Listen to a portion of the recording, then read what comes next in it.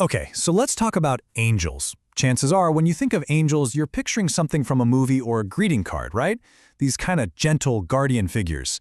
But that whole popular idea, it really misses a much more structured and honestly a way more fascinating picture that's presented in the biblical texts. So for this explainer, we're going to set aside all that sentimentality and really dig into the source material's sober account of angels as administrators in, get this, a cosmic government. And this really shows the disconnect. On one side, you've got the pop culture view. Angels are sort of therapeutic, they're harmless, almost like personal spiritual butlers. But then you look at the biblical framework, and it's describing something completely different. These are personal, incredibly powerful beings who are operating inside a structured divine order. They're messengers, they're warriors, and, this is the key, they're administrators tied to actual nations. The difference is just massive, and understanding it is the key to unlocking a much deeper story. So, let's go beyond the pop culture angel. To really get what's going on, we have to look at the theological account. And it's way less about sensationalism and all about structure and divine governance. And it all starts with this one foundational idea. The biblical story kicks off by establishing this two-realm cosmology, the heavens and the earth. Now, that doesn't just mean the sky and the ground. It's talking about two intersecting dimensions of reality, the one we can see and the one we can't. And angels? They belong to that created, invisible, heavenly order. They aren't little gods, they're creatures, just like us, but from a different realm. Okay, so if they exist in this other realm, what are they, really? Well, the best way to understand them is as servants inside a very structured cosmos. This is not some chaotic, mystical free-for-all. You really should think of it more like a cosmic government, with a clear chain of command and really specific job descriptions. Now, to keep this whole idea from just spiraling into weird mysticism, the source material gives us some core truths, some guardrails. First, they are created beings, not divine. That line between the creator and the creature is never ever blurred. They're also personal agents. They think, they talk, they act. They aren't just, abstract forces like the Force. And here's a huge one. While they are incredibly powerful and knowledgeable, that power comes from God. It's not their own. They aren't all-powerful or all-knowing. This is so important. They are participants in God's rule, not partners. And inside this cosmic administration, some of these beings have roles that put them right up close to the divine presence. So let's look at two really specific types that are mentioned in the source material, the cherubim and the seraphim.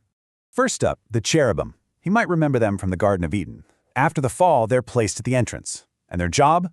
To guard it. They're basically judicial guardians, enforcing the boundary of sacred, holy space. And you see this role pop up again in the designs for the tabernacle and the temple, where their images are all around the Holy of Holies. They're a constant reminder that access to God's presence is a serious, regulated thing. And then you've got the seraphim. We see them in this incredible vision that the prophet Isaiah has.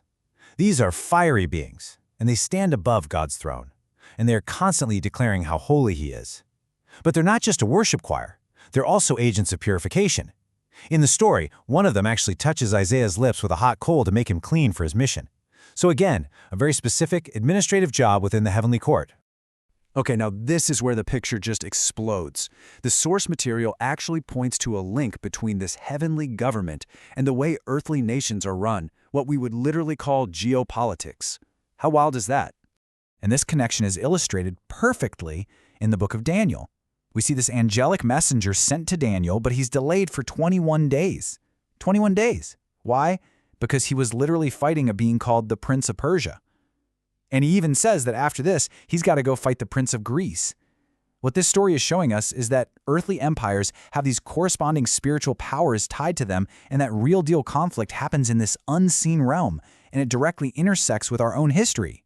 But this whole layered reality with angelic princes and spiritual warfare, it isn't the final word. It's not the end of the story.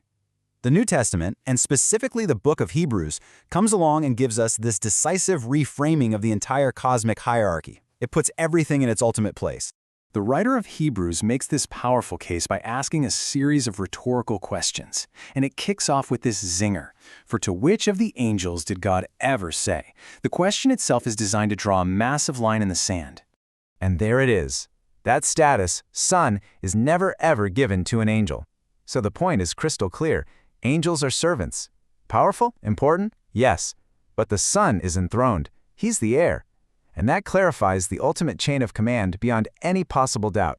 And this reframing around Christ changes absolutely everything. The Son became human, not an angel, to save humanity.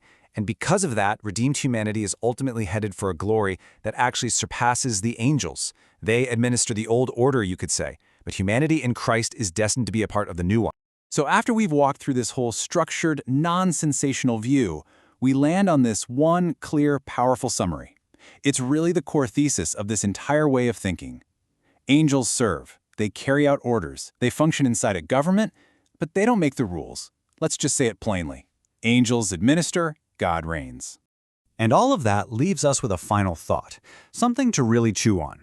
If we take this framework seriously, this idea of a layered reality, where an unseen government intersects with our world, how does that change the way you see history, or politics, or even just your own place in what is clearly a much, much bigger story?